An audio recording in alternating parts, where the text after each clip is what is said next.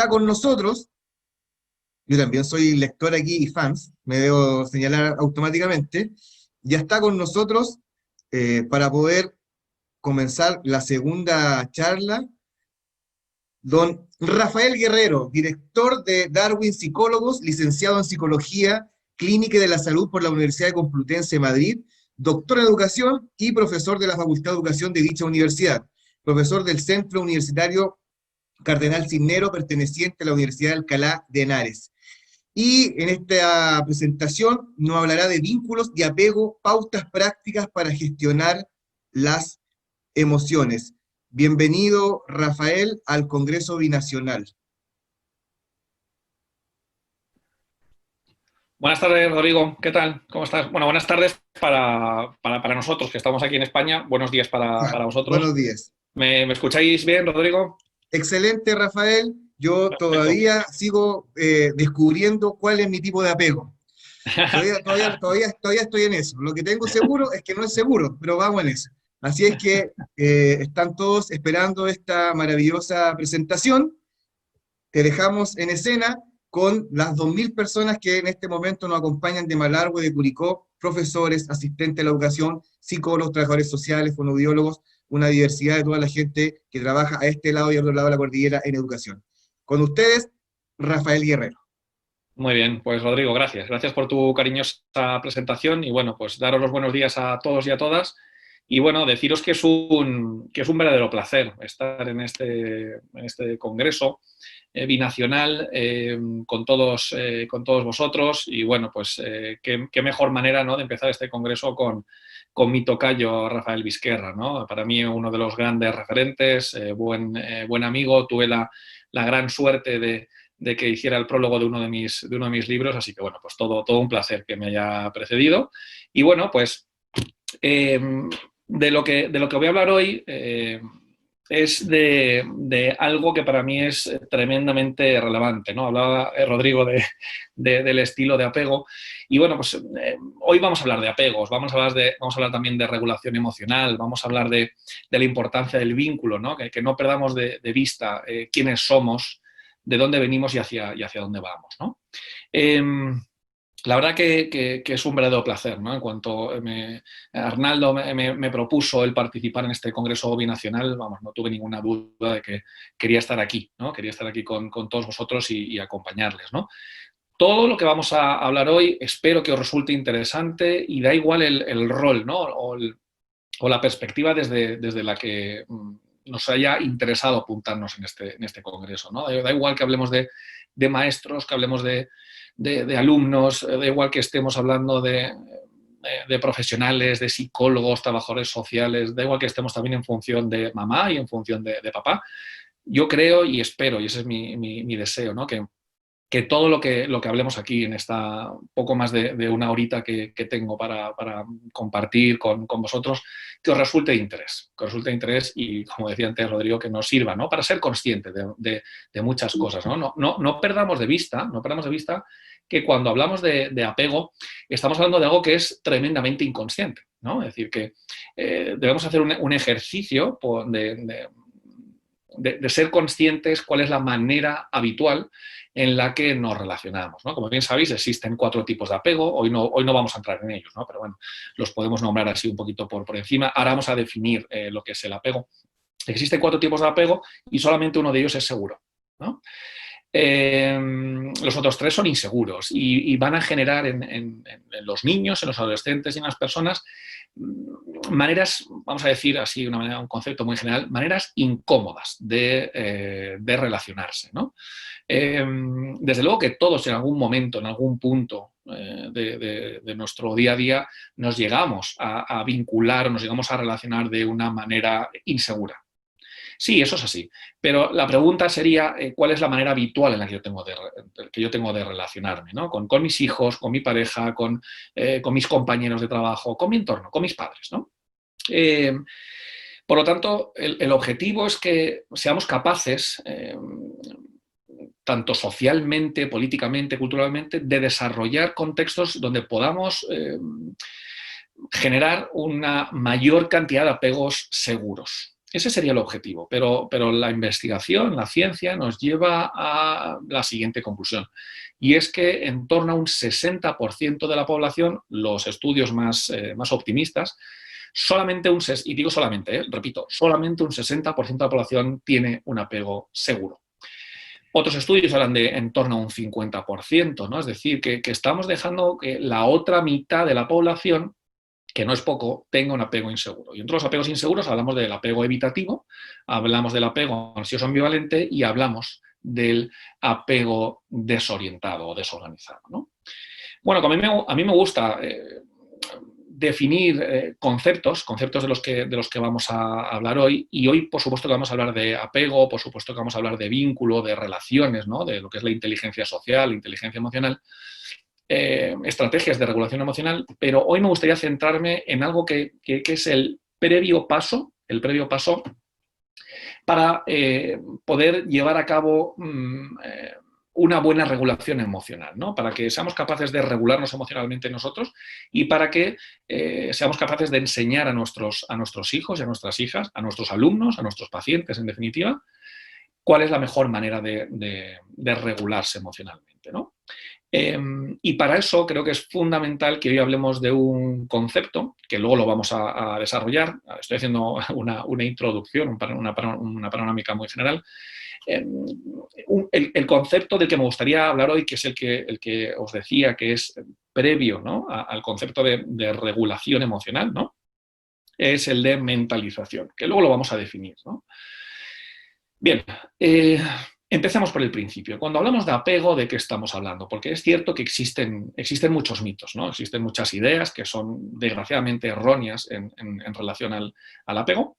Y me gustaría que pensáramos, antes de que yo os aporte una definición práctica, manejable de lo que es el apego, me gustaría que pensáramos en este neonato que estáis viendo en imagen. Este neonato, este recién nacido, que puede ser nuestro hijo, nuestra hija perfectamente, o que hemos sido nosotros hace unos cuantos años, unos más y otros menos, ¿no? Viene a este mundo con una serie de características que lo distinguen, ¿no? Pero si tuviéramos que decantarnos por una única característica que lo define, que sería la más distintiva, la que mejor y más lo define, sería sin lugar a dudas la inmadurez. La inmadurez. El mamífero, y nosotros somos mamíferos, los primates, nosotros somos primates, el ser humano viene a este mundo tremendamente inmaduro. Fijaos, a diferencia de el dragón de Komodo, a diferencia de las serpientes, a diferencia de los cocodrilos, es decir, a diferencia de los reptiles, que son unos animales, un gran grupo animal, por cierto, mucho más numeroso en número de especies que los mamíferos, los reptiles son una especie precocial. Esto de precocial, que suena así tan raro y tan feo, quiere decir que desde el momento del nacimiento el reptil ya tiene la capacidad de ser autónomo, de ser independiente, de buscarse la vida por sí mismo. Es decir, no necesita de mamá y de papá. Ni siquiera necesita saber quién es mamá y quién es papá, porque son seres precociales. Son autónomos desde el mismo momento del nacimiento. Nosotros estamos a años luz de ser precociales, porque nosotros somos una especie altricial. Altricial podríamos decir que es lo contrario, que precocial. En el momento del nacimiento, este neonato que estáis viendo aquí, este chiquitín tan adorable, que tantas ganas nos generan de abrazarle, de cuidarle, de protegerle, es un ser tremendamente inmaduro. Y por eso, nosotros como especie, nosotros como Homo sapiens sapiens, necesitamos sí o sí, no hay ninguna opción, es sí o sí, de al menos un cuidador o una cuidadora que se haga cargo de nosotros. Porque a veces escuchamos, ¿no?, en nuestro día a día frases del tipo: es que fulanita no tiene apego. Eso es imposible. Eso es imposible. En el caso del ser humano es imposible no tener apego. Todos tenemos apego. Todos. Otra cosa bien diferente es que este apego sea más intenso o menos intenso. Y otra cosa también diferente es que hablemos de un apego seguro o hablemos de un apego inseguro. Pero es imposible que alguien, un niño, un adolescente, un adulto, esté viviendo hoy en día en cualquier lugar del planeta sin tener ese vínculo, ese lazo afectivo que se llama apego. Hasta incluso, fijaos, no ir a un extremo. Aquellos niños que hoy en día están viviendo situaciones de maltrato, situaciones de abuso, situaciones de negligencia en su día a día en casa, tienen apego. Y alguien dirá, sí, Rafa, pero apego inseguro, ¿verdad? Sí, sí, sí, sí, sin lugar a dudas. Apego inseguro, pero apego. Por tanto, hablamos de apego en general. No hablamos ni de la intensidad, ni hablamos de si es un apego seguro o es un apego inseguro. Simplemente lo que decimos es que como seres humanos que somos, como especie altricial que somos, ya defino qué es esto de altricial, aunque lo intuiréis, necesitamos de un cuidador, necesitamos apegarnos a alguien que nos permita sobrevivir. Altricial quiere decir que como nacemos tan inmaduros, esa inmadurez nos convierte en dependientes. Y por tanto dependo de algún cuidador, al menos de uno, que me aporte lo que yo necesito, que es tranquilidad, que es seguridad, que es alimento, que es techo, que es cariño, que me proteja, en definitiva.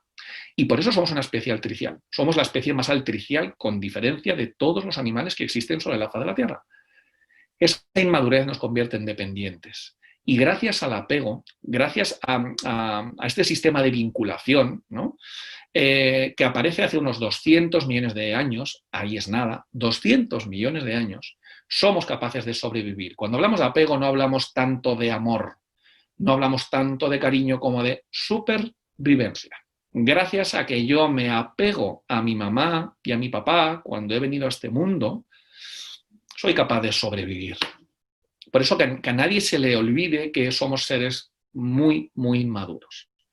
Y solamente gracias al cariño, a la protección, a los buenos tratos que dicen mis queridos Jorge Barudi y Marjorie D'Artagnan, gracias a los buenos tratos somos capaces de ir generando en este neonato que estáis viendo en pantalla un proceso que le va permitiendo pasar de la dependencia a la autonomía. Pero este proceso, con el vehículo de los buenos tratos, solamente es posible de una manera sana, mediante el vehículo de los buenos tratos. Debemos fomentar los buenos tratos, debemos proteger a la infancia y debemos estructurar nuestras sociedades, nuestras culturas y nuestro día a día como adultos en base a las necesidades que tienen nuestros hijos. Y como seréis conscientes, esto no lo hace la sociedad occidental. No lo hacemos. Y es un tremendo error. Por eso tenemos las problemáticas, los trastornos, las carencias emocionales que tenemos de adultos. Porque no paramos a atender las necesidades de los niños y nos encargamos de satisfacer los deseos de los adultos. Y eso es una problemática muy grande que tiene consecuencias muy graves. Me gusta decir que lo que cura es el vínculo. Me gusta decir que lo que hace pasar de un estado de dependencia a un estado de autonomía, bebé, neonato, dependiente, para poder sobrevivir, depende de que alguien le cuide, que con el paso de los años se convierta en alguien autónomo, alguien que pueda valerse por sí mismo, que pueda tomar decisiones, que sea empático, que tenga una suficiente buena autoestima, que sea capaz de relacionarse de una manera sana, que no necesite caer en adicciones para recuperar un equilibrio que ha perdido y que no sabe recuperar. Para todo esto es fundamental el apego y es fundamental el vínculo. Entonces, para que pasemos de ese estado de dependencia a un estado de autonomía, lo que necesitamos es cariño, es protección. Ya lo decían los Beatles, all you need is love. Y es cierto. Y es cierto, porque el cariño, el amor, la sintonización emocional, el que seamos capaces de ser responsivos, que luego hablaremos de estos conceptos, claro que sí, es fundamental. Fundamental para nuestra infancia, fundamental para nuestros niños, fundamental para nuestros alumnos, fundamental para nuestros pacientes. Ahora bien, cuando las cosas no están yendo por el camino adecuado, cuando el árbol está creciendo un poco torcido, lo que va a hacer que este árbol recupere en parte su verticalidad, eso es el vínculo. La manera que tenemos los docentes, la manera que tenemos los profesionales, la manera que tenemos mamá y papá de vincularnos de manera sana con nuestros niños, con nuestros adolescentes, es lo que les va a proteger, es lo que les va a hacer generar esa relación sana. Y decimos lo contrario también. No solamente decimos que lo que cura es el vínculo, sino que decimos que lo que trastorna es el mal vínculo.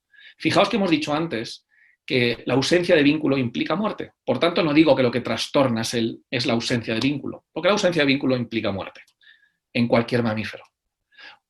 Lo que trastorna es la ausencia, perdón, es el apego inseguro. Es una manera habitual de vincularse insana.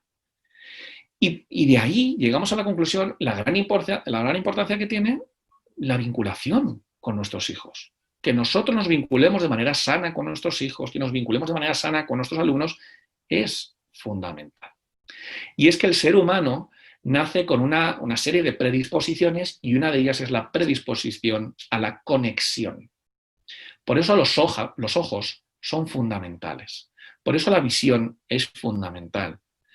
El reptil, vuelvo a esta especie precocial, no necesita mirarse, no necesita conectar. ¿Por qué? Porque no tiene apego. ¿Por qué? Porque no tiene vínculo, porque son animales solitarios. En cambio, el ser humano vive en manadas, vive en tribus y necesita de la conexión. Fijaos que un valor, ¿no? como un sentimiento tan potente como es el amor, es la manera de amar a otras personas. Y esto es fundamental. Pero es que nacemos con la predisposición para conectarnos. Y esto se ve muy bien, me encantaría ponerlo, pero por cuestión de tiempo no lo puedo poner.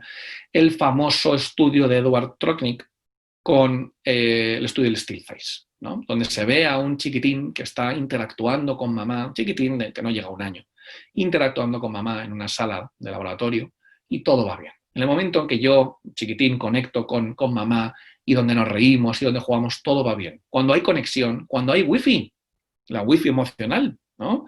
Todo va bien. Ahora, en determinado momento, Trotnick le dice a las mamás que están jugando con estos niños, les da la señal de cara de póker, ¿no? El still face. Y entonces lo que mamá tiene que hacer en ese momento es quedarse quieta, quedarse inmóvil, cara de póker. Y por tanto deja de interactuar, deja de intercambiar información verbal y no verbal con su chiquitín. Y el chiquitín empieza a sentirse incómodo. Trata de comunicarse con mamá, pero no puede. Trata de agitarse, trata de moverla, llega un momento en que grita, está llamando a gritos a su mamá para que vuelva a conectar. La señal wifi se ha ido. Y eso nos genera muchísima incertidumbre, ¿no? Hay un momento en el estudio de Trotnick que es muy interesante, en el cual llevan tanto tiempo desconectados de mamá, que son segundos, pero para ellos son años, en el cual es tan insoportable lo que ellos están viviendo que prefieren mirar hacia atrás. Es tan insoportable que la persona que está llamada a cuidarme, a protegerme, a mirarme, y no lo está haciendo, no lo puedo soportar, prefiero no mirar. Y se dan la vuelta. Hasta que Trotnick les da la señal a las mamás de que vuelvan otra vez a conectar, ¿no? Y en ese momento mamá tiene la capacidad de mirar a los ojos, de calmar, de legitimar, y ahora utilizo un concepto que es el que vamos a desarrollar a lo largo de esta ponencia, que es el de la narrativa, que es el de la mentalización. La capacidad de mentalizar, como vamos a ver a continuación, es la capacidad que tenemos de otorgar una mente al otro. Pero claro, si el otro está desconectado de mí porque, uno, no está físicamente presente, ¿vale? O dos, porque está metido en sus problemas, en sus ahogos, en sus problemáticas económicas, en los conflictos que tiene con la pareja, lo que sea, no está para mí. Y si no estoy para mí, me llega el mensaje de que no soy digno de ser querido. Y esto en un futuro va a tener consecuencias, sin lugar a dudas. Sin lugar a dudas. Por tanto, nacemos con esa predisposición para la conexión. Aquí estáis viendo una resonancia magnética nuclear que tuvo mucho éxito hace unos cuantos meses en redes sociales y es preciosa, ¿no? Estamos viendo una mamá conectando con su chiquitín. Pero fijaos, ya no solamente la postura, ¿no? Esta mamá dándole ese beso a su chiquitín, ¿no? a su cachorrín. Ya no solamente es el beso, es que si os dais cuenta, esta mamá ha conectado emocionalmente con su pequeño. ¿Y cómo sabemos que ha conectado emocionalmente? ¿Y cómo sabemos que esta mamá está siendo empática y está siendo sensible con las necesidades que tiene su hijo? Muy sencillo.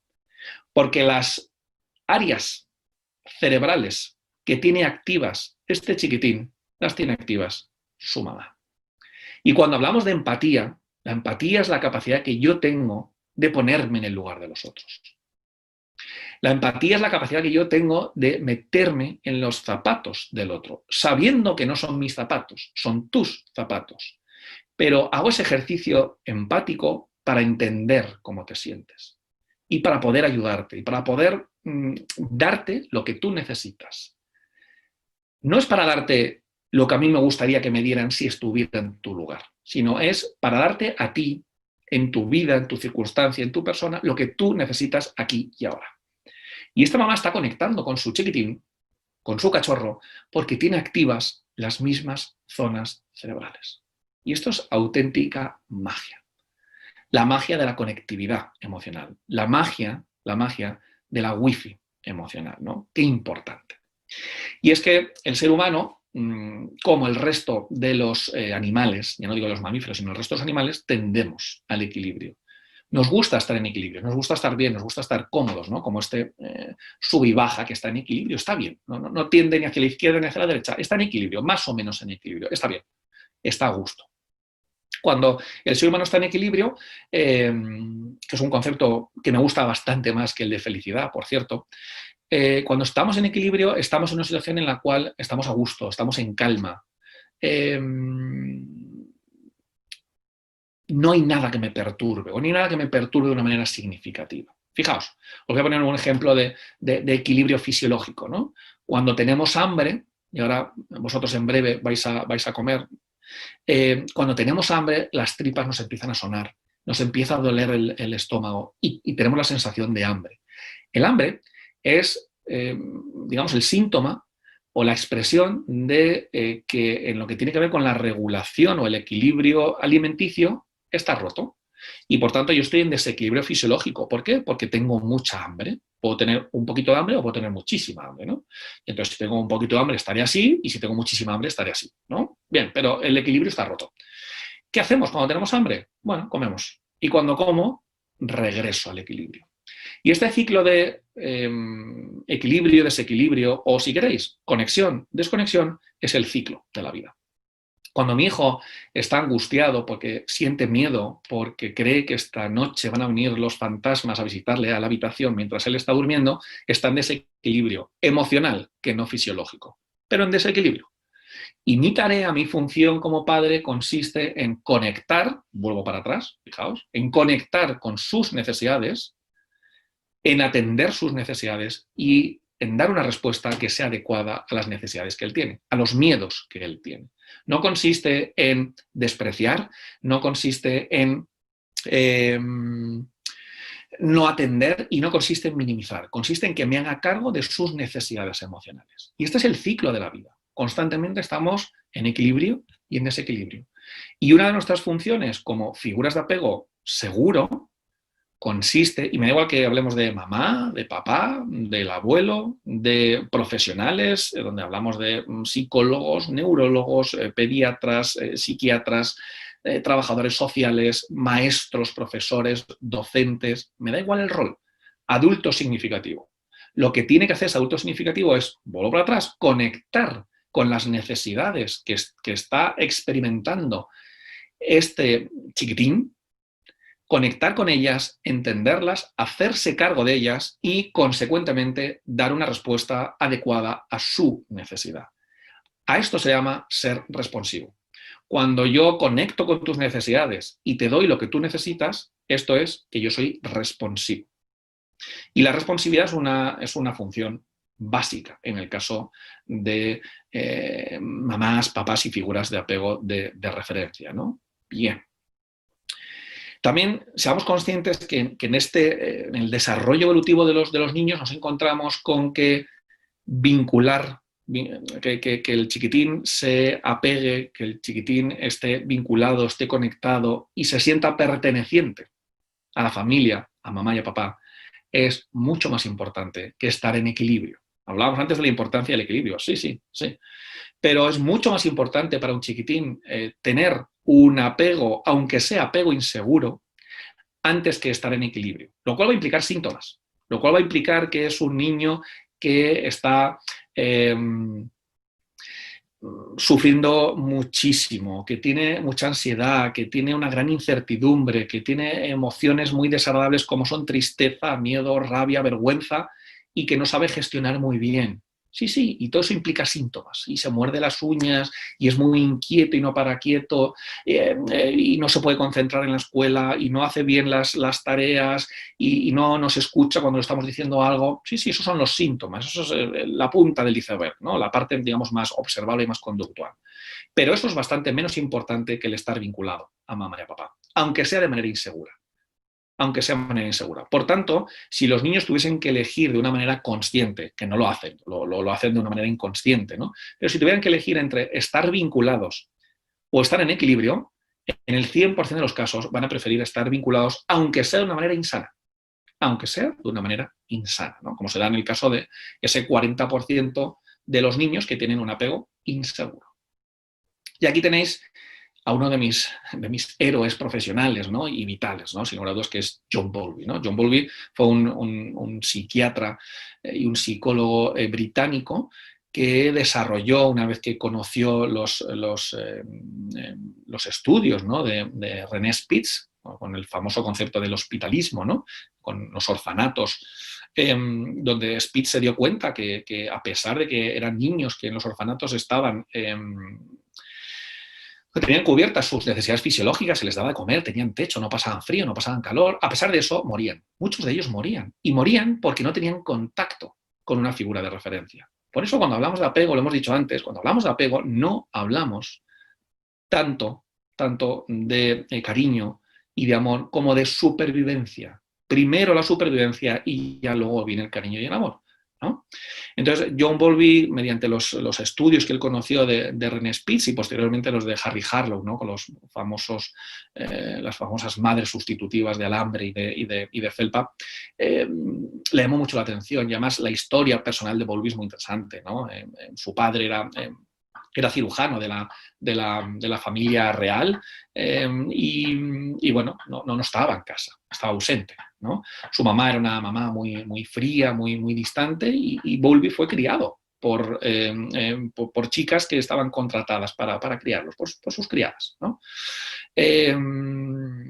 Y claro, ¿qué pasó? Que en torno a los 3-4 años, la chica que estaba al cargo de Bowlby, ellos eran, creo que si no recuerdo mal, eran 5 hermanos, Minnie, su cuidadora principal, con la que estableció la figura era su figura de apego, se marchó. Y claro, eso tiene consecuencias. Entonces, su historia personal y los conocimientos que va adquiriendo a lo largo de su formación como médico, como psiquiatra y como psicólogo, le hacen ir conectando con su historia personal y, por tanto, desarrolla su famosa teoría del apego, ¿no? Que es referencia no solamente en los grados de psicología y de medicina hoy en día, sino que es referencia en lo que es la psicología evolutiva, ¿no? Bien, y ahora sí, una vez que hemos hecho esta introducción, el ir calentando motores, aquí tenéis una definición, ¿no? Una definición muy general, pero creo que es bastante práctica, ¿no? Para entender lo que es el apego, ¿no? Ya hemos dicho que el apego es un vínculo, es un lazo invisible, ¿no? De contenido emocional, de contenido afectivo, pero es de tipo unidireccional. Desde luego que hay una comunicación, ¿no? Entre el bebé y mamá, entre el niño y papá, sí, seguro que hay una comunicación entre ellos, sin lugar a dudas, Pero sí que es cierto que las relaciones, como veis ahí, de tipo asimétrico. ¿Y qué es esto de asimétrico? Asimétrico, si queréis podéis llamarlo también de contenido vertical, lo digo yo a veces también, ¿no? Los vínculos de apego no se establecen en la horizontalidad. Yo no estoy apegado a mi pareja, ni mi pareja está apegada a mí. No, en relaciones de iguales no hay apego. No hay apego.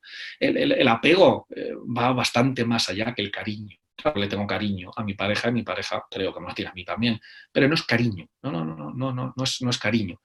Cuando hablamos de apego, hablamos de que uno cuida y el otro es cuidado. Por eso hablamos de una relación vertical, donde arriba, en esa relación vertical, está mamá, papá, el cuidador, quien sea, y abajo está el niño, el neonato, el adolescente. ¿no? Y entonces lo que el chiquitín hace es apegarse a mamá y a papá, pero mamá y papá no se apegan al chiquitín. Lo que mamá y papá hacen es vincularse con el chiquitín. ¿Por qué? Porque por eso es una relación asimétrica, por eso es una relación vertical, porque el que tiene que ser cuidado es el de abajo, no el de arriba. El de arriba tiene mecanismos de ser cuidado por sus horizontales, por su pareja, sus compañeros, sus iguales, bien. Pero el papá, la mamá, no es cuidado por su hijo. Es al revés. Mamá y papá son los que cuidan al bebé, al chiquitín, al dependiente, ¿no? Y por eso es una relación unidireccional, por eso es asimétrica, por eso es vertical, porque es el fuerte de la relación quien se encarga del débil de la relación, y no al revés. No es un hoy por ti y mañana por mí. No es una relación de toma y daca, no es una relación donde nos cuidamos el uno al otro. No, no nos cuidamos el uno al otro. No. Es una relación en el cual el débil de la relación, el niño, depende para sobrevivir del mayor. Pero el mayor, el adulto, el fuerte, no depende del niño para poder sobrevivir. Y si lo hace, mal vamos. Esas relaciones de dependencia que se generan a veces entre uno de los padres, ¿no? Entre mamá, con el niño o con la niña, son relaciones tóxicas, ¿no? Y donde tiene que quedar muy claro que yo soy el encargado de conectar con tus necesidades y de cubrirte tus necesidades. Pero lo que no vale es que en otros momentos yo diga, oye, ¿y yo qué? ¿Y yo qué? Bueno, yo no le tengo que decir eso a mi hijo, porque yo estoy al servicio de las necesidades de mi hijo. Y esto tiene que quedar muy claro. Que nuestra función como maestras, nuestra función como profesionales consiste en estar al servicio de las necesidades de nuestros alumnos y de nuestros pacientes. Que nosotros como padres, nosotros como madres tenemos que estar al servicio de las necesidades de nuestros hijos. Y por eso es una relación vertical, por eso no es una relación horizontal, donde aportamos los dos más o menos un 50%. No, eso no es apego. Eso no es apego. Eso es vínculo, eso es relación, vale. Pero el apego implica verticalidad. Creo que es importante que nos quede bien claro que el apego, la relación de apego, es un tipo de relación especial que se da en el mamífero entre el que tiene que ser cuidado con el que cuida. Es el débil de la relación el que se apega al fuerte de la relación. Y así es siempre. Así es siempre. ¿Sí? Por tanto, como decíamos antes, pasamos de la dependencia a la autonomía, pero pasamos de la dependencia a la autonomía en base a años. En base a años. Es decir, tienen que pasar muchos años para que yo llegue a la autonomía, siendo hoy en día un neonato o un niño pequeño, pero no solamente es cuestión de tiempo, porque si no consiste en dejar pasar el tiempo y punto. No, no, no. En ese tiempo hay que hacer muchas cosas. Muchas cosas. Y dentro de esas muchas cosas, vuelvo otra vez a insistir en la idea de los buenos tratos, ¿no? Hoy en día escuchamos frases que son auténticas barbaridades, ¿no? Y una de ellas, que está muy reforzada en nuestras sociedades, es esto de no le des al niño todo porque lo vas a hacer dependiente, ¿no? Y a mí me gusta decir que esto es un error de base, ¿no? Es un error de conceptualización. Es que es al revés.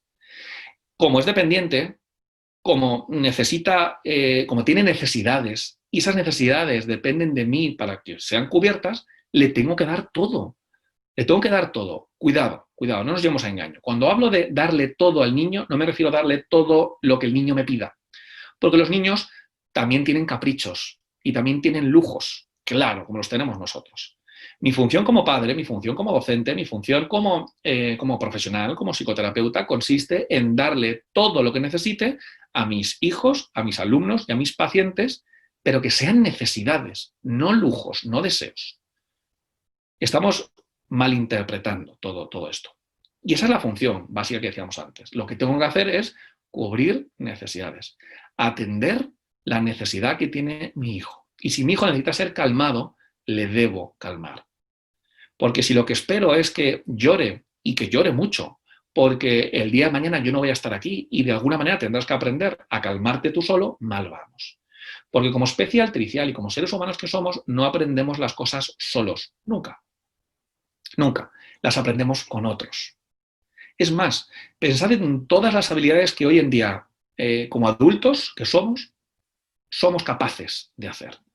Desde andar, desde mascar chicle, desde comer, desde comportarnos en la mesa, desde leer, escribir, montar en bicicleta, ser empáticos, ser sensibles. Fijaos la cantidad de habilidades que tenemos, muy diferentes entre ellas. Pero todas, menos las reflejas, las hemos aprendido con alguien. Alguien nos enseñó a escribir. Alguien nos enseñó modales. Digo alguien en singular, pero seguramente sea plural, ¿no? Pero todo lo que hemos aprendido, salvo los reflejos, salvo el automático, salvo esa mochila con la que nacemos, salvo eso, el resto todo lo hemos aprendido. Las cosas, el ser humano no las aprende solo, las aprende con alguien. Y si las aprende solo, es muy probable que no sea un buen aprendizaje, que no sea un aprendizaje sano, o que sea un aprendizaje en base a palos. Con esto no quiero que nadie se lleve la mala interpretación de que tenemos que sobreproteger a los niños, ni mucho menos. La sobreprotección es negligente también y no tenemos que sobreproteger, tenemos que proteger. Ni infraprotegemos ni sobreprotegemos, ¿no? Decíamos antes que es muy importante que nosotros como adultos seamos capaces de conectar con sus necesidades para cubrir la necesidad que ellos tengan. Imaginaos que mi hijo viene y me dice, papá, es que estoy muy nervioso por el examen de mañana. Y yo voy y le digo, tómate un vasito de agua. Bueno, no creo que sea muy efectivo. ¿Por qué? Porque estoy tratando de cubrir una necesidad emocional con una respuesta por mi parte de contenido fisiológico. Uno se toma un vasito de agua cuando tiene sed, ¿no? O imaginaos, tengo mucho miedo y le digo, vamos a merendar, que ya verás cómo merendando se te pasa. Y desde luego que se le pasa a uno merendando. Pero esto lo que hace es que la probabilidad de que el día de mañana tengamos una alimentación insana y la probabilidad de que desarrollemos una obesidad es mayor. ¿Por qué? Porque mi mamá, mi papá, mi entorno me enseñó que cada vez que estás nervioso, si comes, se te pasa. Vamos más allá. Es que mi hijo de 8 años, cada vez que está nervioso o tiene miedo, yo lo que hago es que le doy el móvil, le doy la tablet o le dejo jugar a la videoconsola o se pone en la televisión y entonces se calma. Es mano de santo, dicen muchas veces mamá y papá. Sí, mano de santo aparente. Pero si estamos utilizando los dispositivos tecnológicos como chupetes emocionales, mal vamos. Porque lo que nuestros hijos tienen que hacer es conectar con la emoción, no desconectar de la emoción. Acordaos, venimos preparados para la conexión emocional, no para la desconexión emocional. Por lo tanto, si yo cada vez que mi hijo está triste porque ha discutido con un amigo, o está enfadado porque su madre no le deja hacer algo que él quiere hacer, o está triste porque se ha muerto la mascota que teníamos en casa, y yo lo que hago es que le doy un dispositivo tecnológico, el que sea, no le estoy permitiendo que conecte con su emoción. Mal, mal. Lo hago desde el cariño, lo hago con la mejor intención, pero no lo estoy haciendo bien, porque no le estoy permitiendo sentir, porque le estoy anestesiando emocionalmente. Y eso es un problema muy grande que tenemos en nuestra sociedad, que tendemos a solucionar problemas emocionales con respuestas tecnológicas. Si tanto os ha chocado el tengo miedo, pues bébete un vasito de agua, ¿no? Lo mismo es lo que hacemos con los dispositivos tecnológicos. Decía John Bowlby, vuelvo otra vez a mi admirado John Bowlby, decía que la regulación emocional depende, en esencia, de la calidad del apego. ¡Claro! Es decir, papá y mamá que tienen un apego seguro, tienen hijos con una probabilidad muy alta con apego seguro. Y es muy probable que estos niños tengan una buena capacidad de regulación emocional. Y lo contrario. Una mamá y un papá con apego inseguro van a tener muy probablemente hijos con apego inseguro. Y por tanto, entre otras muchas cosas, hijos con poca o con mala capacidad de autorregulación emocional, aparte con poca capacidad empática, con poca capacidad de perseverancia, de esfuerzo, de sacrificio, no entienden que el error es parte del proceso de aprendizaje, etcétera, etcétera. Podemos hablar de tantas cosas que emanan del concepto de apego que podríamos estar aquí toda la mañana, ¿no? Somos dependientes emocionalmente.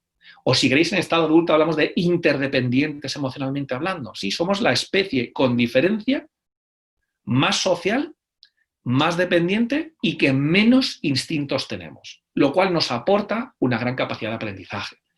El reptil, el dragón de Komodo, la serpiente, la iguana, que tiene muchísimos instintos, algo inconsciente, algo involuntario, no tiene tanta capacidad de aprendizaje, o aprende de manera muy básica, ¿no? Como es el condicionamiento clásico y el instrumental. Nosotros tenemos maneras de aprendizaje que son mucho más elevadas, aparte, por supuesto, de las que compartimos con el resto de los animales, sin lugar a dudas.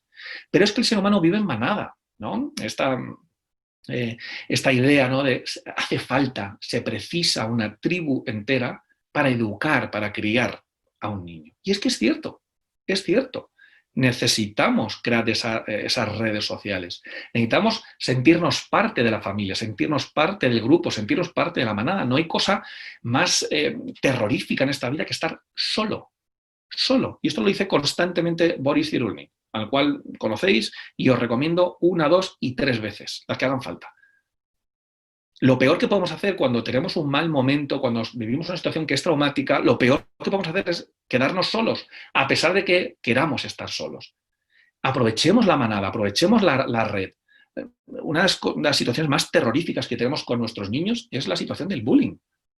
El estar solos en el patio es terrorífico. El no tener un mejor amigo, el no tener alguien a quien contarle o con quien llorar es completamente devastador, es completamente terrorífico. Y por eso nosotros tenemos que aportar luz a los niños.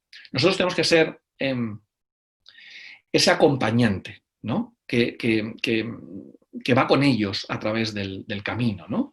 Me gusta decir que nuestros niños, y aquí entra el concepto de narrativa y la importancia de la decodificación y la mentalización, me gusta decir que nuestros niños tienen, es como si recibieran, ¿no?, la información del entorno y sobre todo de su cuerpo, ¿no?, de lo que notan a nivel corporal, de lo que sienten a nivel emocional, de sus pensamientos, lo notan como una señal codificada, ¿no?, como el antiguo Canal Plus, ¿no? Y tendemos a creer que los niños ven el mundo como lo vemos nosotros. Y a veces decimos, pero bueno, no te enteras o no te das cuenta que... No se da cuenta. La manera en la que yo decodifico el mundo es muy diferente a la que él tiene de decodificar. O hasta incluso yo decodifico muchas cosas suficientemente bien y mi hijo no las decodifica, no las entiende. Por eso en torno a los 3, 4 años aparece la fase del por qué. Oye, papá, ¿y por qué las vacas comen hierba? Oye, papá, ¿y por qué llueve hacia abajo y no llueve hacia arriba? Necesitan información, necesitan respuestas. Está la curiosidad hirviendo, ¿no? Entonces lo que nosotros tenemos que hacer, dado que los niños no entienden lo que está pasando, tenemos que meter esa llave. Nosotros aportamos luz metiendo la llave, que lo que hace es decodificar la señal. Y por tanto, cuando yo meto la llave y yo le explico de una manera cariñosa, respetuosa, comprensible, adecuada a la edad, a mi hijo, a mi alumno o a mi paciente, esa señal ya se ve y ya la comprenden. ¡Ah! ¿Ahora lo entiendo? Claro, eso es. Pero es fundamental que metamos esa llave. Es fundamental. Y esa es nuestra labor. Entonces nosotros le proporcionamos luz. ¿Cómo? ¿Cómo? Con cariño. ¿Cómo? Dando narrativas que sean adecuadas, que sean coherentes, que sean completas a lo que ellos están viendo, que no entienden nada. Ellos ven unas manchas por ahí, pero no lo entienden. Para nosotros es evidente. Pero el problema es que lo vemos muy evidente porque no hacemos el viaje empático de meternos en sus cabecitas. Ese es el problema que tenemos. Que damos por hecho que ellos ven lo mismo que nosotros y no ven lo mismo que nosotros. No lo ven. No lo ven. Porque nacen con la tabula rasa. Nacen sin saber. Y nosotros les tenemos que acompañar. Y esto de dar una narrativa, esto de decodificar, esto de mentalizar, que vamos a ir explicando ahora en breve, es una necesidad. No es ningún lujo. No lo es. No es que os diga, estaría bien. No es que esté bien. Es que es una necesidad.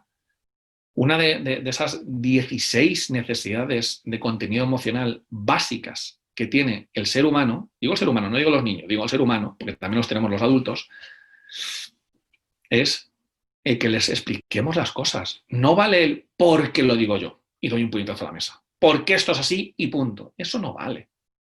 No ha servido nunca. Pero ahora que tenemos tantos estudios, que tenemos tantas pruebas que están constatando y que están poniendo sobre la mesa la importancia de dar explicaciones y de dar narrativas y de que, una vez más, decodifiquemos y aportemos luz, no vale. Es una necesidad. lo necesitan, no es un capricho, no nos quieren tomar el pelo. No nos quieren tomar el pelo. Es una necesidad. Por tanto, cuando ellos se sienten como esta niña que está a la derecha, cuando tienen tal caos, que no entienden nada, que lo ven todo tan codificado, que no son capaces de atinar, no entiendo nada, o están tan asustados, sienten tanto miedo, están tan enrabietados, están tan metidas en la rabieta que están experimentando, están tan tristes, que tienen tal caos que necesitan que alguien les integre, que alguien les haga así. Pero, repito, alguien. No es cuestión de tiempo. No es tú llora, que ya se te pasará. No. Llora, pero yo estoy contigo. Yo estoy presente. ¿Y qué hago? ¿Y qué le digo? Estar. Hoy me llamaba un amigo que ha tenido un bebé hace 5 o 6 meses, chiquitín. Y la mamá ya se ha incorporado al trabajo y el papá me estaba contando hoy lo mal que lo pasó el primer día que su mujer se incorporó al trabajo y se quedó solo con su chiquitín. Y me decía que se sentía fatal, que fue el peor día de su vida porque es que su hijo lloraba y él no sabía qué hacer. Porque le decía, le contaba y nada valía. Y me decía, llegó un momento en que es que le quería tapar la boca, es que hasta incluso le grité, me decía, y se sentía fatal, pobre mío. Y digo, es que eso es normal, que te sientas mal. Lo único que podemos hacer es acompañar. Es que tu hijo quiere estar con su mamá, es que lleva 6 meses con ella, más los 9 meses de embarazo, echa cuentas, 15 meses. Y lo único que quiere es estar con su mamá. Desde luego no puede estar con su mamá porque su mamá está trabajando. Y entonces lo único que puede hacer es estar ahí, es acompañar, es estar presente, es estar en el camino. A pesar de que a ti como padre te incomode que él llore, él necesita llorar, porque es que no quiere estar contigo, es que quiere estar con mamá. Y es legítimo, por supuesto. Y es respetable y es comprensible, pero no puedes estar con mamá porque mamá está trabajando. Y simplemente el hecho de acompañar, como con las rabietas, ¿no? Con niños más mayores, con acompañar es suficiente, con estar es suficiente, con estar. Y eso ayuda a integrar. A integrar. Dar una narrativa es integrar, ¿no? Decía mi querida Audrey Hepburn que en la película del Señor con Diamantes, dice, los días rojos son terribles, uno tiene miedo y no sabe por qué. Y entonces George Pepper le dice en la película, dice, días rojos, te referirás a los días negros, ¿no? Dice, no, los días rojos. Los niños tienen muchos días rojos, tienen la señal codificada, no entienden nada. Sienten miedo, pero no saben por qué. Tenemos que llegar nosotros para darles luz, para permitirles ese miedo, pero para explicarles ese miedo. Te sientes así de mal porque sientes miedo, porque crees que mientras estés durmiendo va a venir una bruja y te va a llevar. Y eso es legítimo. ¿Por qué? Porque está en la cabeza de nuestros hijos. Porque no puedo tender a quitarle esa idea de la cabeza. Es que la tiene.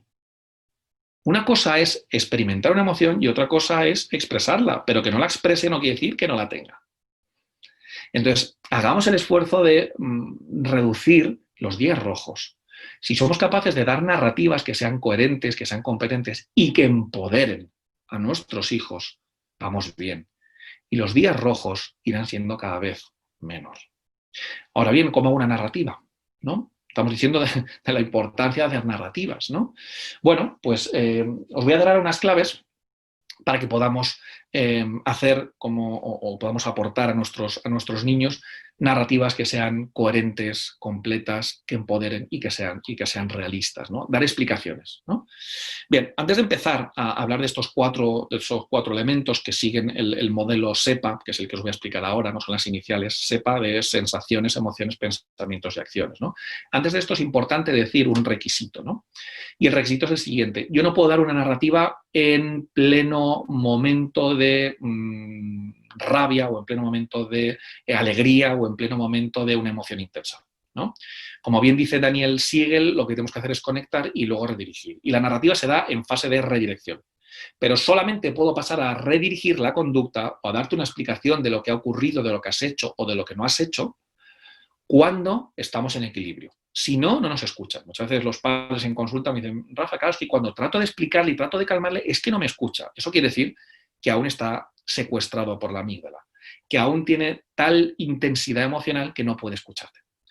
Entonces, el requisito es que cuando nuestros hijos viven una emoción muy intensa, sea agradable o sea desagradable, lo que hay que hacer es conectar con ellos. Acordaos de la resonancia magnética nuclear.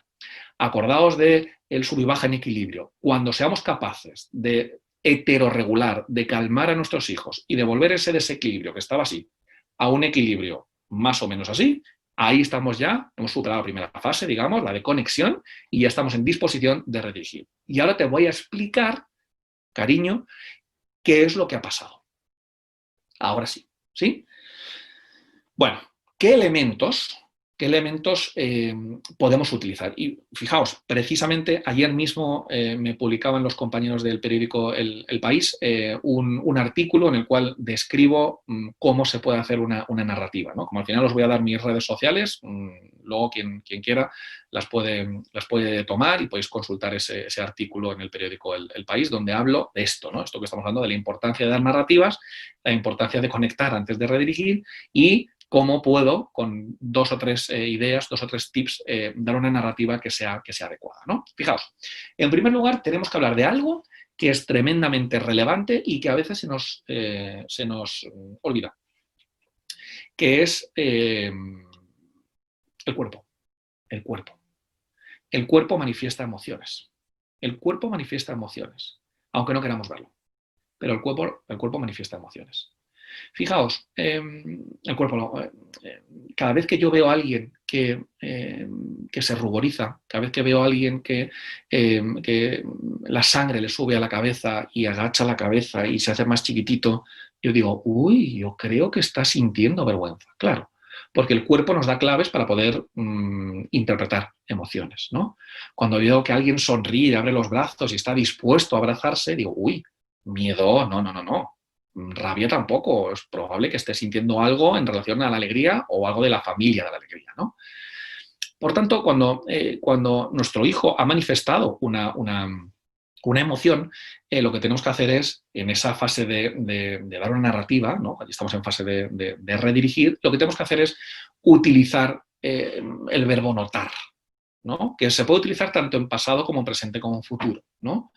Y le digo, por eso notaste mucho calor en la cara, ¿no? O notaste mucho calor en la cara porque, y si queréis paso a la siguiente pata de esto del modelo SEPA, ¿no? Que es la emoción. Lo que te pasa es que sientes mucha vergüenza, por eso notas mucho calor en la cara. Fijaos, ya con esos 2 segundos que tardan en decir esta frase, ya he incluido 2 de las 4 patas de una narrativa. El verbo notar. ¿Y qué notamos? Bueno, pues notamos que nos sudan las manos, notamos que el corazón nos va a 1000, notamos temblor en las piernas, notamos un agujero en el estómago, notamos un nudo en la garganta, notamos que la boca se nos seca, notamos. Puedo repetir. Yo puedo decir, por eso notas, en presente, le puedo dar una narrativa de algo que ocurrió hace unos minutos o que ocurrió ayer. Notaste, por eso notaste que la boca se te secaba cuando ibas a exponer delante de tus compañeros, ¿vale? O le puedo preparar para el futuro. Cariño, mañana cuando vais a hacer la exposición o mañana cuando vais a hacer el examen, es probable que te suden las manos. No le digo que te van a sudar las manos, le digo que es probable que notes que las manos te sudan o que notes que el corazón te late muy deprisa. Y ya voy integrando. Y es probable que notes que el corazón te late muy deprisa, que te sudan las manos y hasta incluso te pueden llegar a temblar las piernas porque sientes una emoción, fijaos, emoción, sentir, sientes una emoción que se llama miedo. Es normal, cariño, a todos nos pasa. Cuando nos evalúan los demás, sentimos miedo. ¿Bien? Llevamos 2. Vamos con la tercera. Pensar. Los pensamientos. Y por eso, cariño, es probable que mañana pienses que vas a hacer el ridículo, que pienses que se ríen de ti o que se van a reír de ti. Es normal, a todos nos pasa. En todo momento hay que validar, hay que permitir, ¿sí? Y en último lugar hablamos de la acción. Y por eso, cariño, vas a tener ganas, es probable que tengas ganas de salir corriendo, pero no lo hagas, lo vas a hacer muy bien. Fijaos, con estos 4 elementos del modelo SEPA, sensaciones, emociones, pensamientos y acciones, le damos una narrativa que sea coherente. Una narrativa que es una explicación de lo que ha ocurrido en pasado, de lo que está ocurriendo en presente, lo que está ocurriendo pero con cierto equilibrio, ¿vale? Con cierta regulación, o de lo que puede ocurrir. No les digáis a vuestros hijos, mañana vamos a ir al dentista y no os va a hacer daño, porque nadie nos asegura que yendo al dentista no nos van a hacer daño. Luego se nos va a volver en nuestra contra. Entonces, seamos sensatos y seamos sinceros, ¿no? en lo que están experimentando o en lo que pueden experimentar. Ese es el modelo SEPA, ¿no? Que sirve para explicar, ¿no? las narrativas. Vale, y ya para acabar, me gustaría desarrollaros un modelo de una de mis maestras, que es Begoña Aznárez, y ella habla bueno, de cómo podemos ir a lo largo de la vida, ¿no? A lo largo de los años, el ir explicitando, desarrollando y dando una narrativa que sea coherente a nuestros hijos, ¿no? Entonces, para eso desarrolla este cuadro, ¿no? que vais a ver ahora mismo en pantalla poquito a poco, ¿no? Podemos hablar de un eje vertical donde contraponemos la consciencia de la inconsciencia, y luego un eje horizontal donde hablamos de la realidad y la magia, ¿no? La magia es una de las necesidades básicas del ser humano, sin lugar a dudas. Sin lugar a dudas, ¿no?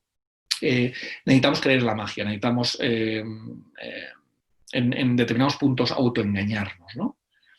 Sin llegar a la psicosis, desde luego, ¿no? Que eso sería lo que vais a ver, ¿no? En ese cuadrante de abajo a la derecha, ¿no? Ese inconsciente y magia, lo más extremo es la psicosis, ¿no?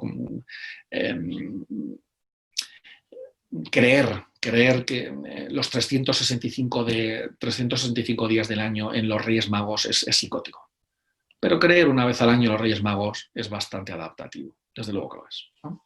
Bueno, empezamos con el primer cuadrante, que es en el cual, el punto en el que empezamos la vida, ¿no? Que es el momento del nacimiento, ¿no? Fijaos que los bebés tienen unas características muy determinadas que todos y todas conocéis, que son estas de aquí, ¿no? Los bebés vienen con una realidad inconsciente, ¿no? Por eso está en el primer cuadrante, ¿no? Que tiene que ver con una serie de impulsos, de instintos, de emociones, necesidades que pertenecen a su realidad, pero que es algo que es inconsciente para el chiquitín. El chiquitín no es consciente de que está llorando, el chiquitín no es consciente de que lo está pasando mal, de que siente displacer, simplemente lo manifiesta mediante el llanto, o lo manifiesta mediante movimientos de incomodidad con el cuerpo, o lo manifiesta con caras de desagrado, ¿no? ¿Qué tenemos que hacer mamá y papá ante esta realidad inconsciente? Bueno, pues tenemos que traducirla, tenemos que darle una narrativa, pero una narrativa que sea contingente, que sea congruente. ¿Y eso qué no hace mamá y papá? Los maestros, ¿no? Las figuras de referencia para este chiquitín. Las figuras de apego son los que se encargan de traducir de una manera coherente esto que está aquí, ¿no? Entonces, claro, aquí utilizamos el concepto de mentalización, ¿no? La mentalización consiste en que yo te otorgo a ti una mente.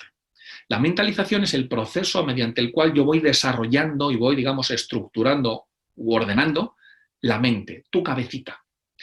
Y con actos tan sencillos como cuando mi bebé se ha hecho caca o se ha hecho pis y me lo llevo al cambiador, yo lo que hago no es cambiarle y punto. Total, ¿para qué le voy a hablar a este chiquitín que tiene 5 días o que tiene 2 meses si no me entiende? No.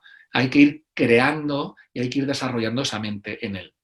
Y eso es la mentalización. La mentalización es la capacidad de ponerle mente a los afectos. Es la capacidad de utilizar nuestro hemisferio izquierdo para ordenar el hemisferio derecho de los chiquitines, ¿no? Conectar con ellos vía wifi emocional para darles un sentido a lo que está ocurriendo. Es decir,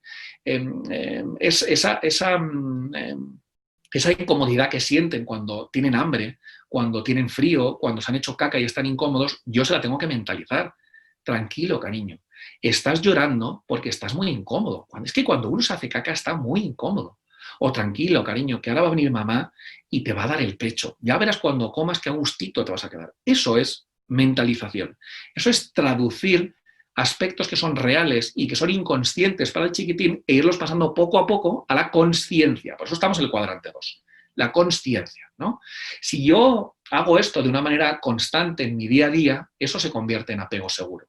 El apego seguro no es aquella persona que no sufre, es aquella persona que tiene una buena red, tanto social como emocional, y que tiene recursos, estrategias y suficiente capacidad de resiliencia como para enfrentarse al golpe de una manera más avanzada que el que no tiene apego seguro.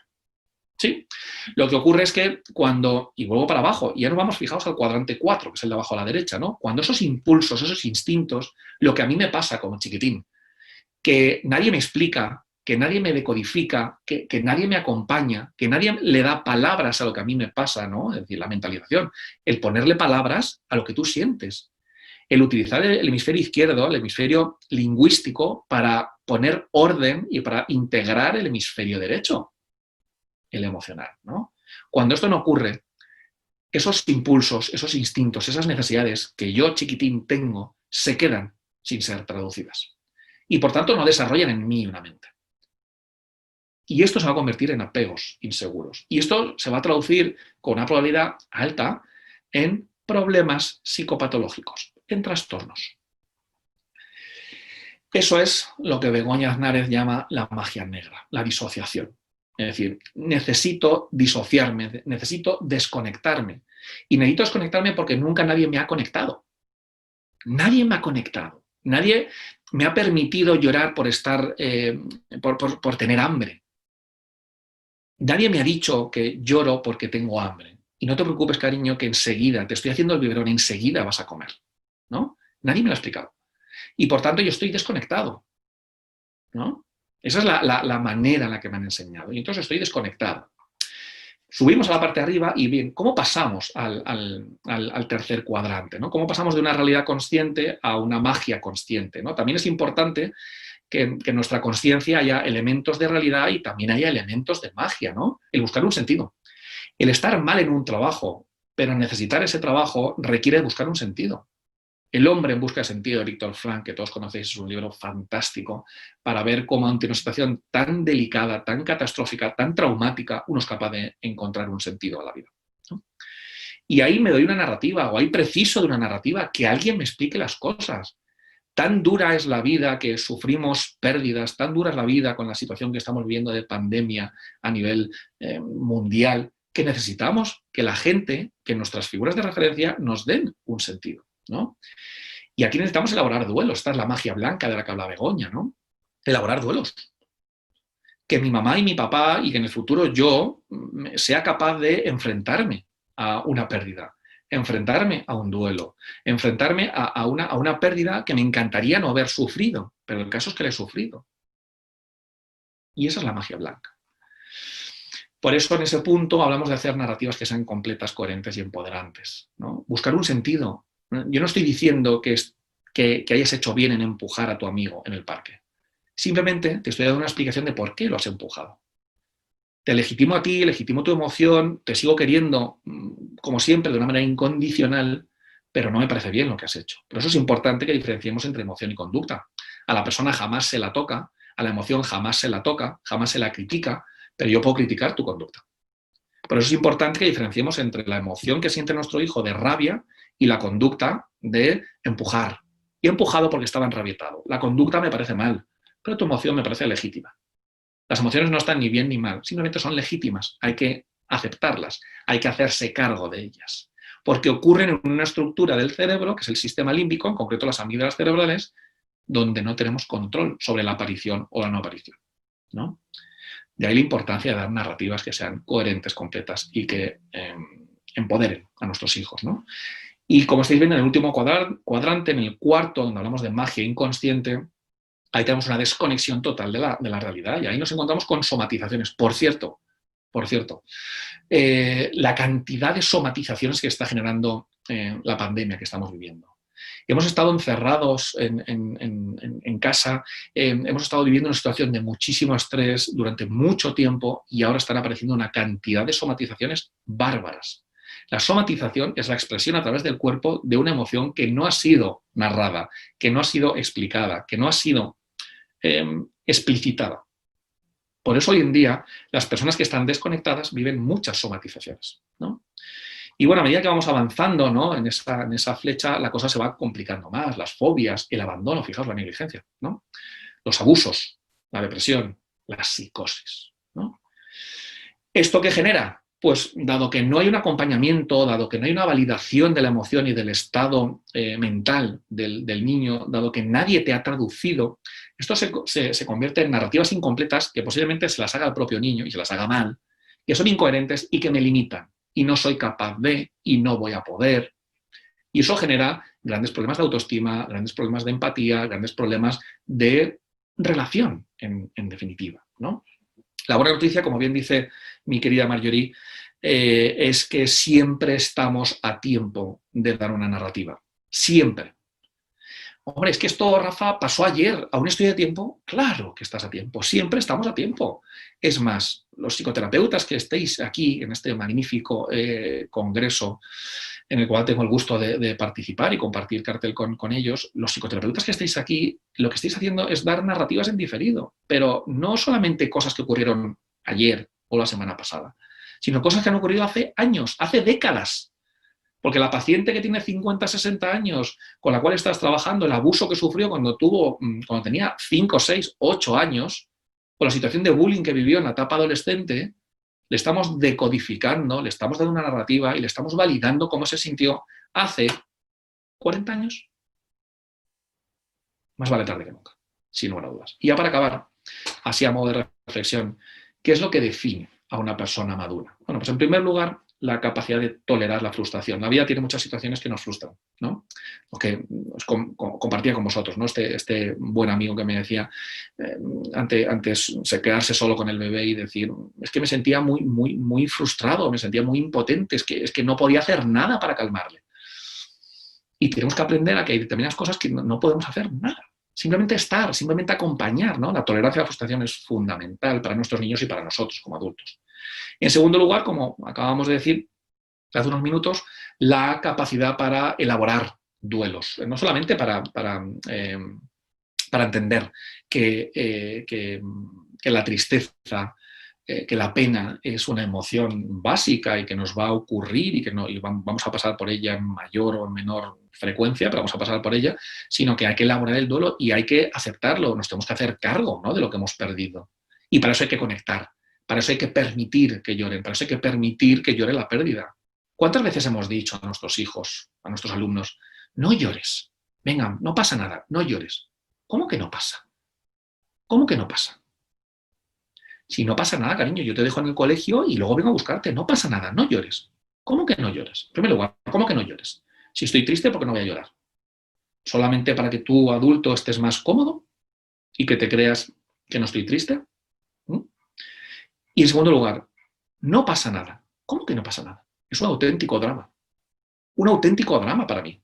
Que no lo sea para ti, adulto, porque sabes que luego vas a venir a buscarme, no quiere decir que para mí no lo sea. Es un drama. Por eso lloro, porque es un drama.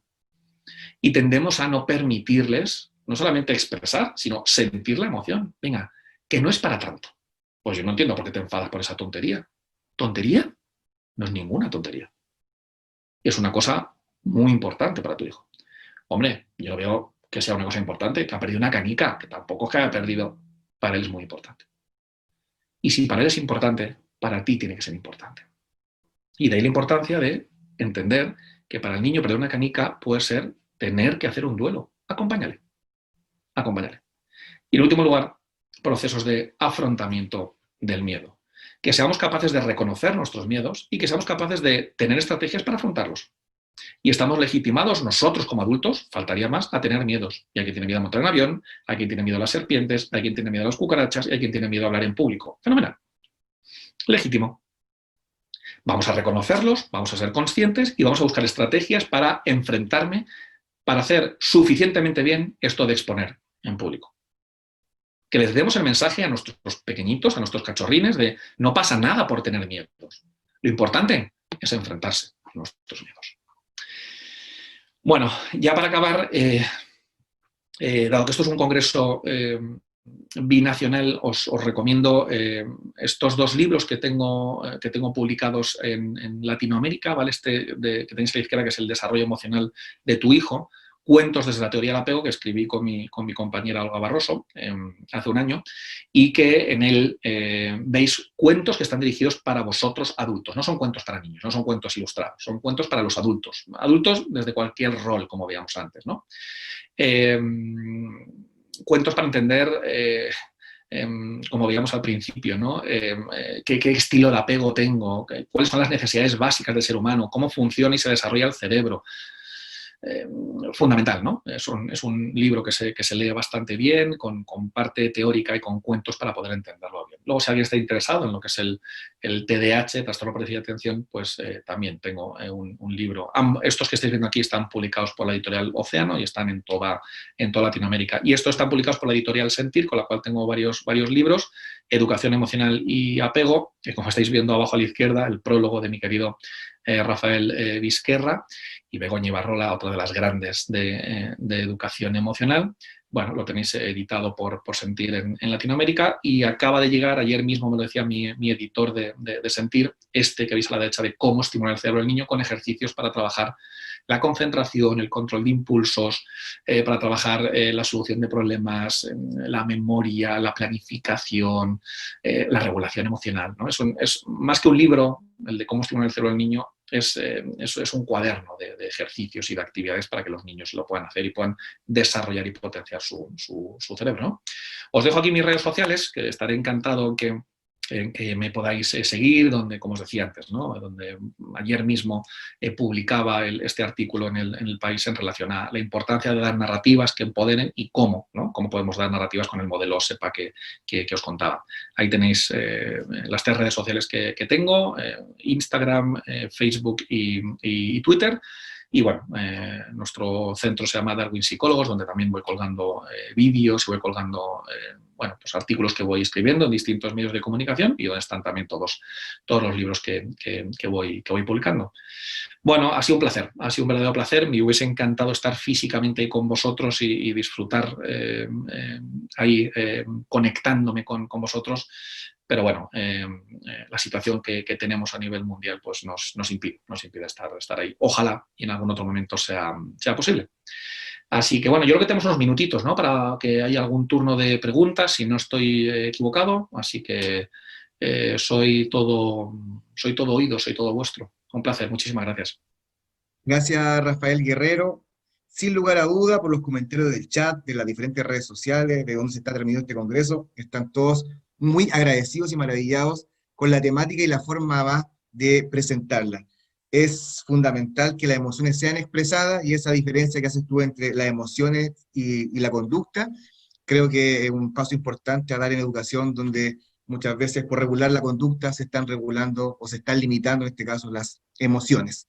Tenemos varias personas que quieren realizar sus preguntas, y Diego ya los tiene completamente habilitados. Carla Goday escribió en el chat, ahí está presente para que usted habilite su micrófono. También, si por ganar tiempo, Nicole Chaparro y Mauricio Mancilla. El primero que habilite, Carla, ya estaba con usted con su micrófono, si gusta también puede habilitar su cámara para hacer la consulta. Ahí está. Hola, Hola, sí, ¿qué tal? Hola, ¿qué tal? ¿Cómo les va? ¿cómo estás? Un placer. ¿Me escuchan bien? Un placer. Súper bien. Bueno, Rafael, verdaderamente un placer escucharte. Mi admiración desde Buenos Aires, Argentina. Eh, un poco fuiste respondiendo a la pregunta que yo fui haciendo, pero bueno, la comparto también desde este lugar. Pensaba en esto de que vos hablabas de el dar cariño, que no es un lujo, como una necesidad, criar niños o hijos emocionalmente equilibrados, y también pensaba qué pasa en este momento nosotros como nuestro rol de educadores, y ahí un poco llegaba mi pregunta, que cuando estos niños llegan con ese déficit, ¿cómo desde nuestro lugar de educadores podemos colaborar o hacer nuestro aporte cuando viene esa falla desde la familia? La pregunta que haces, Carla, es completamente interesante y relevante para la temática que estamos tocando, ¿no? Claro, con los datos que hemos manejado antes, Carla, más de uno nos vamos a echar las manos a la cabeza, ¿no? Es decir, estamos diciendo que en torno a un 40% de los niños que se están desarrollando con su mamá, con su papá, yo hablo genéricamente de mamá y papá, pero me vale cualquier estructura, me da igual que sea 2 mamás, 2 papás, una mamá en solitario, un papá en solitario, me da igual la estructura familiar, ¿no? Hablamos de cuidadores, ¿no? Claro, si un 40%, Carla, resulta que tiene un apego inseguro porque mamá y papá no es que no quieran, sino que no pueden, no tienen mimbres para elaborar, ¿no? Lo que se supone que es un apego seguro. Bueno, pues claro, ahora yo te miro a ti, Carla, y al resto de los docentes que tenéis aquí, excelentes, todos y cada uno de vosotros, que estáis haciendo un esfuerzo bestial, digno de admiración, sobre todo en este momento, lo hacéis siempre, pero sobre todo en este momento, y digo, yo me encomiendo a vosotros. Es decir, por eso me gusta decir, Carla, que sois segunda oportunidad. Por eso el docente tiene que estar tiene que tener una reputación y tiene que tener una formación como el que más. Porque es que sois moldeadores de cerebros y porque es que al final tenéis que hacer absolutamente de todo. De todo. Entonces, claro, hay niños, Carla, que son los que habitualmente decimos funcionan solos, van solos. Ningún niño va solo, ¿no? Pero bueno, entendemos que son niños que como tú decías, lo contrario de lo que tú comentabas, ¿no? Son niños que tienen una mamá y un papá con un apego seguro y que tienen sus necesidades más o menos cubiertas y tienen esos papás que hacen francamente bien su trabajo. Ahora bien, ese 40% restante donde tiene una mamá y un papá que desgraciadamente no tienen la capacidad de poder desarrollar ese apego seguro en ellos, ahí entráis en escena los profes. Y, ahí y vosotros sois fundamentales para ir apaciguando, para ir rellenando esas carencias emocionales, sobre todo emocionales, porque las necesidades fisiológicas, Carla, como bien sabes, las cubrimos todos de manera suficientemente buena, ¿no? Las académicas o las cognitivas también las cubrimos bien. El problema está en la parte emocional y en la parte social. Y de ahí, qué curiosidad, ¿no? Qué casualidad que este congreso tenga que ver con habilidades, sobre todo sociales y emocionales, porque es donde más fallamos. Entonces, ahí me queda en mi labor de mi día a día seguir formando a docentes, a maestros y a profesores para que tengáis esas habilidades y os podáis hacer cargo de estos pobrecitos míos, estos pobrecitos niños y niñas que no tienen la culpa de tener una mamá y un papá, que tampoco ellos tienen la culpa porque lo han ido recibiendo por arriba, ¿no? Que esto es transgeneracional, Carla. Es decir, yo en ningún momento señalo ni critico a mamá y a papá. Mamá y papá hacen lo que buenamente pueden. Que esto lo decía Freud hace más de un siglo, Carla. Cada uno hace en esta vida solamente aquello que puede. Entonces es fundamental que los docentes, aparte de dominar vuestra materia, sobre todo que estéis capacitados en el manejo del grupo, que estéis capacitados para la gestión emocional, para entender y para cubrir las necesidades sociales y emocionales que tienen nuestros niños y que en un porcentaje importante de ocasiones, Carla, no están suficientemente bien cubiertas. Entonces, todo mi cariño y toda mi admiración hacia tu trabajo y hacia el de todos tus compañeros profesores, porque sois fundamentales. Fundamentales. Sois elementos de segunda oportunidad y sois elementos de compensación fundamentales. Así que todo mi cariño para vosotros. Bueno, muchas gracias, Rafael. Gracias, Carla, por su pregunta. Nicole Chaparro o Mauricio Mancilla, para que pueda realizar la pregunta a Rafael. Mauricio. Hola, muy buenos días. Hola, Mauricio. ¿Qué tal? Buenos días. ¿Cómo estás?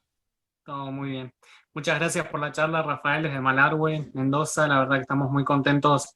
Junto con mis compañeros charlábamos ahí por privado, que la verdad que una charla muy interesante.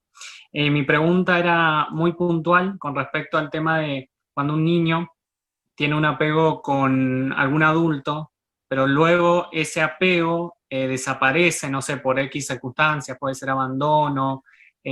¿Puede resolver eso con otro adulto o queda algo como consecuencia de ese apego que ahora ya no está más?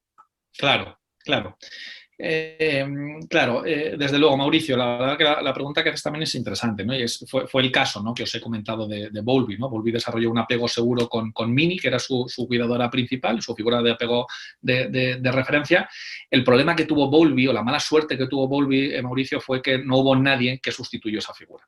Minnie se marchó y él se quedó sin una referencia. Y eso tuvo consecuencias que al final hicieron, ¿no?, que él pudiera desarrollar la teoría del apego. Si hubiese existido una figura, ¿no?, mamá, papá, un tío, alguien, un profesor, ¿no?, como le decía antes a Carla, alguien que hubiese sustituido, hubiese aportado esas necesidades tan importantes que tenemos como mamíferos que somos, seguramente no hubiese desarrollado su teoría del apego. Seguro, ¿no? Entonces, una vez que se rompe un vínculo, ¿no?, habrá que ver quién se hace cargo de de restituir ese vínculo, ¿no? Por ejemplo, Mauricio, cuando una mamá da luz, pero ya por los motivos X ha decidido que no se va a hacer cargo de este chiquitín, como veíamos antes, este chiquitín, este neonato que apenas tiene minutos, apenas tiene horas, no es consciente de que esta otra persona que se está haciendo cargo de él o que le está dando el pecho o le está dando un biberón, no es consciente de que sea su mamá, de que no sea su mamá, perdona. Pero que no sea consciente, Mauricio, no quiere decir que no lo sepa.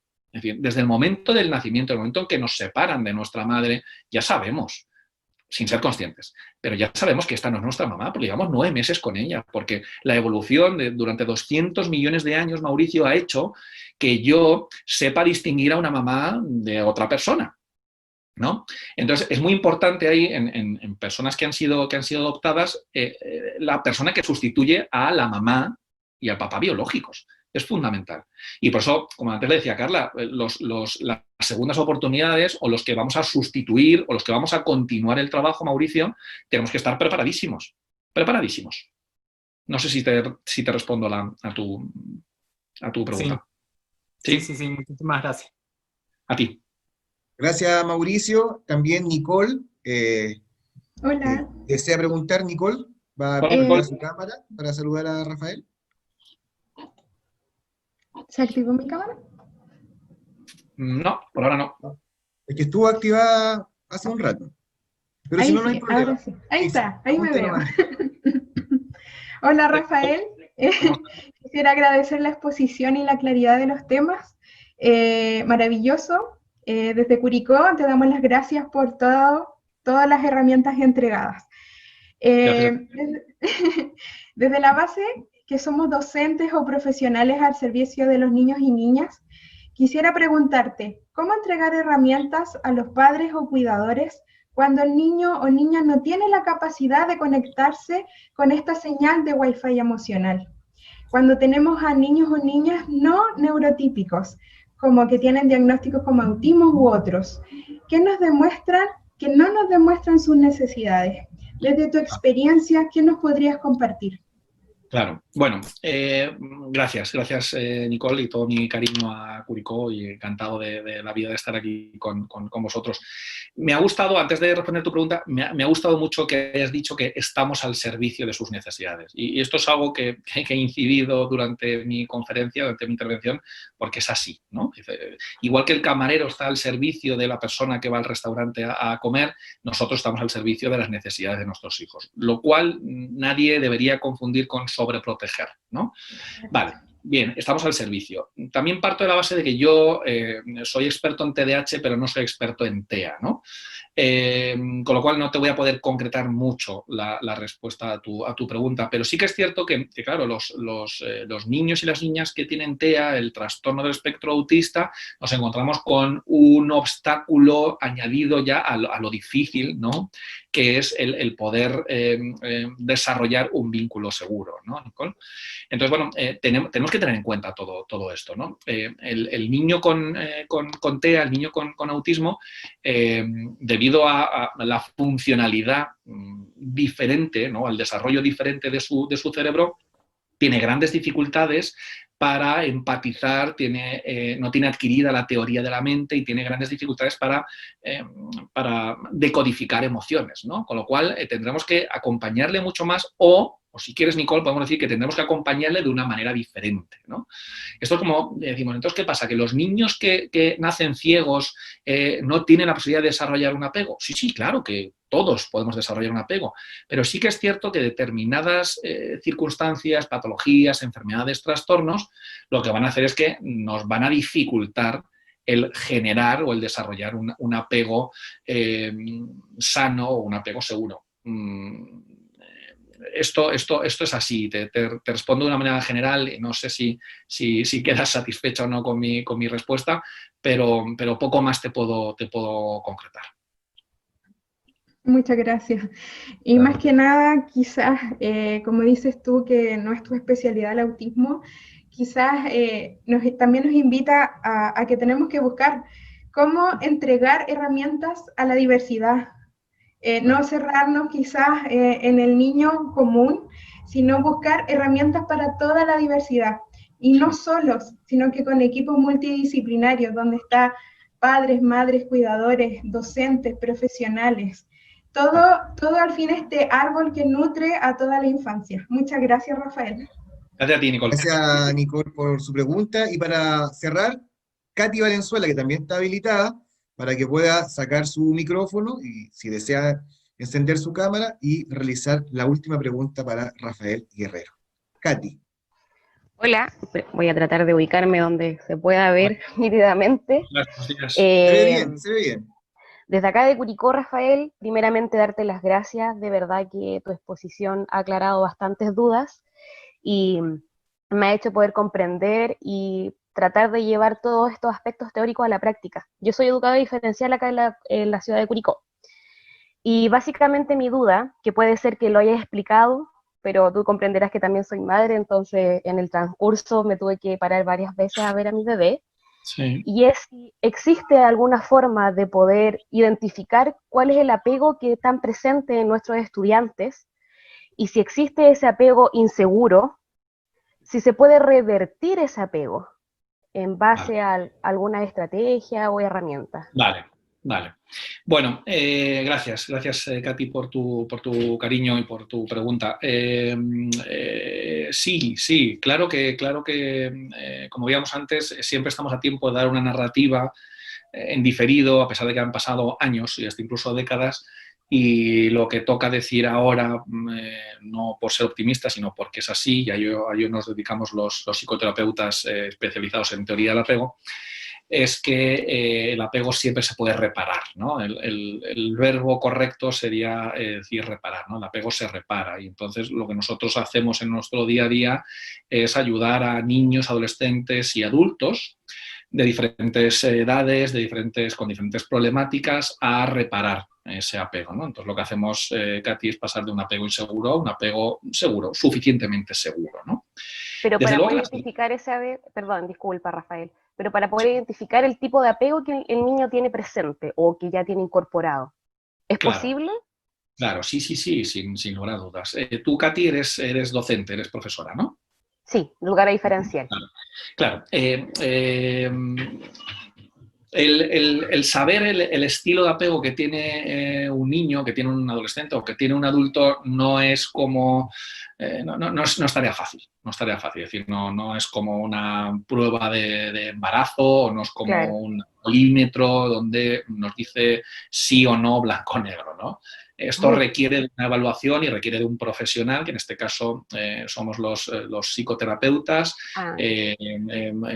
médicos especializados en apego o psicólogos, psicoterapeutas especializados en esta teoría. Y nosotros, desde luego, tenemos muchos mecanismos en consulta, que es desde entrevistas estructuradas hasta observación, ¿no? Creo que una de las claves de todo esto, Katy, está en que lo conocerás seguro, la situación extraña de Mary Ainsworth, ¿no? Que aquellos de vosotros que no la conozcáis, bueno, os metéis en YouTube, ponéis situación extraña Mary Ainsworth y veis, ¿no? Cómo los niños de en torno a un añito, fijaos, ¿no? Que en torno a los 7-8 meses el apego ya está cuajado, podríamos decir, ¿no? Claro. Ya hemos conectado vía wifi, ¿no? Entonces, la situación de Mary Ainsworth, que fue discípula de John Bowlby, por cierto, lo que hace es poner a un niño ante una situación extraña de laboratorio, ante una persona extraña, ¿no? Y vemos cómo el niño reacciona cuando está con mamá, cuando entra la extraña, cuando mamá se va y se queda con la extraña, bueno, si inicia el juego espontáneo, si no lo inicia, cómo recibe a mamá cómo reacciona cuando se va mamá y cómo la recibe cuando mamá regresa, si se deja ser calmado, si no, si vuelve espontáneamente al juego, ¿no? La verdad que es muy interesante, ¿no? Y bueno, pues a partir de esa manera, ¿no? de las interacciones, podemos ver el estilo de apego que tiene un niño en torno al año, ¿no? Pero bueno, vuelvo otra vez a animar a que este tipo de evaluaciones, desde luego que las podemos tener una idea, ¿no? Pero que las evaluaciones las tienen que hacer las personas correspondientes, ¿no? Aquí en España, no sé, allí en Latinoamérica decimos zapatero a tus zapatos, ¿no? Es decir, que cada uno se dedica a lo que se tiene que dedicar, ¿no? Y desde luego que, como te decía antes, existe a lo largo de todo el ciclo vital la posibilidad con trabajo, con esfuerzo, con sacrificio y con consciencia y perseverancia, de poder reparar un apego inseguro en un apego seguro. Siempre. Esa es la buena noticia, Katy. Sí, Esa es la buena claro. noticia. No, muy amable, gracias Rafael, me quedó bastante claro. Como dices tú, zapatero tu zapato, pero lo importante era saber que sí existe la posibilidad de poder identificarlo y obviamente hacer tempranamente o oportunamente la derivación al especialista en este caso para que también nos pueda entregar herramientas. Gracias, de verdad, muchas gracias, muy agradecida. Gracias a ti, termino por rematar, y ahora que decías esto, siempre estamos a tiempo. Lo que sí que es cierto, Katy, es que cuanto antes mejor, es decir, que la plasticidad cerebral que tiene un chiquitín de 4 años no es la que tiene un adulto de 60, no. Entonces va a ser mucho más, y además el recorrido, el cauce, ¿no?, que ya se ha hecho con 60 años no es el mismo que el cauce cerebral que tenemos con 3, ¿no? Entonces, cuanto antes mejor, lo cual no quiere decir que con 60 años no se pueda hacer nada. Claro que se puede hacer. Cuanto antes mejor, pero siempre hay motivo para la esperanza y para el cambio, ¿no? Y para vivir de una manera suficientemente buena. Muy amable. Gracias, Katy. De esta manera estamos concluyendo en nuestro segundo día el Congreso de Educación Socioemocional en tiempos de pandemia con, sinceramente, Rafael, una maravillosa presentación, clara, precisa, que es lo que se va reflejando constantemente, y por sobre todo muy necesaria. El poder tomar los temas del apego no solamente vincula la labor de docente con los estudiantes, sino también nos hace ver a nosotros como niños, en nuestra infancia, nuestra relación con nuestros padres, con nuestros hijos. Entonces es algo que emocionalmente vincula nuestra profesión con nuestra vida. Así que te agradecemos profundamente, tomamos nota de cada uno de tus libros, porque siempre es importante que las bibliotecas de los establecimientos también tengan mucha literatura para los profesores y cada uno de los funcionarios. El Congreso de Educación Socioemocional organizado por Malargüe y Curicó te agradece profundamente tu exposición. Gracias a vosotros, Rodrigo, y nada, os mando un abrazo muy fuerte desde la distancia, y nada, gracias por invitarme y ha sido un placer compartir este ratito con vosotros. Muchas gracias, Rodrigo. Y tal como señaló, esperamos, y como muchos señalaron ahí, esperamos contar contigo presencialmente, quizás en una nueva versión el próximo año. Será un placer. Estén muy bien. Chao. Hasta luego. Cuidaos. Para cada uno de los que participan en nuestro Congreso de Educación Emocional en tiempos de pandemia, queremos compartir con ustedes un trabajo que han realizado las escuelas tanto de Malargüe como las escuelas de Curicó. Si nos vamos a la página web de este congreso, que es www.congresobinacional.com.ar, podrán ustedes descargar 22 experiencias de diferentes escuelas. La Escuela General Manuel N. Sabio tiene su experiencia ahí, el Colegio Alessandri tiene su experiencia, lo vamos mostrando, el Colegio María Olga Figueroa también generó su experiencia en video, en afiche, más un texto que refleja en qué consiste la experiencia socioemocional. Tenemos la Escuela 186 Abejitas Laboriosas, que también elaboró una ficha con su respectiva explicación para este congreso. La Escuela El Maitenal de Curicó también tiene su experiencia en video y en texto. El Colegio de Arte y Cultura San Antonio también presenta su experiencia en este congreso. El Jardín Maternal Suri también cuenta su experiencia socioemocional. Están los informes completos. Ahí está una ficha del Colegio Intercultural Rayemapu de Curicó. La Escuela España tiene su video y el informe correspondiente para que ustedes los puedan ir revisando. El Colegio Deportivo Luis Cruz Martínez también se presenta con su experiencia en este congreso. En la página web, ustedes van a la parte de arriba, el banner, el último banner, y tienen la experiencia de cada uno de nuestros establecimientos. La Escuela Estados Unidos, que también es de Curicó. El Centro 3446 de Malargüe también presenta su experiencia. Ahí está el afiche del Liceo Politécnico Curicó, del Colegio El Boldo, también con un video y su presentación. La Escuela 4221, también el Centro 3512 de Malargüe presenta su explicación. La Escuela Grecia de Curicó, la Escuela La Florida de Talca también envió su presentación. El Colegio Polivalente Japón también lo encontramos presente. La Escuela Cataluña, el Centro 303, y también el Centro 237, Mirada de Ángel, también está su presentación, y el Centro 35112, y ahí está con su video al respecto. La Escuela General Manuel N. Sabio, nuevamente una presentación. Eso lo dejamos para que ustedes puedan revisar la página web. nos volvemos a conectar, se cierra la sala, y se vuelve a conectar la sala a las 15 horas para poder comenzar con las charlas de la tarde, a cargo de la colega Lucy Bodio y con la primera exposición de Arnaldo Canales. Que estén todos y todas muy bien.